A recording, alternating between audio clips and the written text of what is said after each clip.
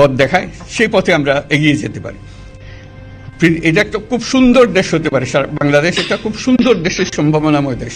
দেশে ফিরেছেন ডক্টর ইউনূস। তিনি এক সংবাদ সম্মেলনে বলেন, তরুণদের হাতেই হবে নতুন বাংলাদেশ। চলুন দেখে আসি বিস্তারিত। কাজে এই সম্ভাবনাগুলোকে আমরা নষ্ট করে দিয়েছি। এখন আবার সেই বীজতলা আবার তৈরি করতে হবে, আবার আমাদেরকে জেগে উঠতে হবে। তারাই এই বীজতলা তৈরি করবে, তাদের হাত দিয়েই হবে, এবং তাদের দিকে আমরা তাকাবো, এবং আমরা তাদের নির্দেশ মতে আমরা অগ্রসর হব।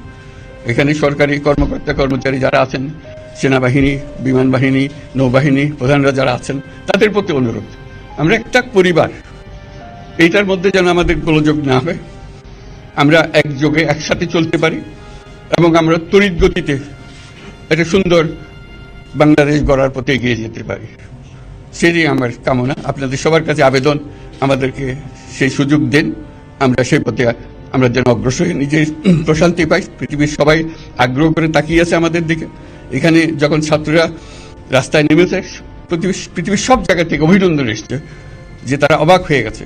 আমাদের তো গা শিউরে উঠেছে, প্রতিদিন যা হয়েছে অবিশ্বাস্য কাণ্ড। তাদেরও এটা স্পর্শ করেছে, তাদের তরুণরাও জেগে উঠছে আমাদের ছেলে মেয়েদের এই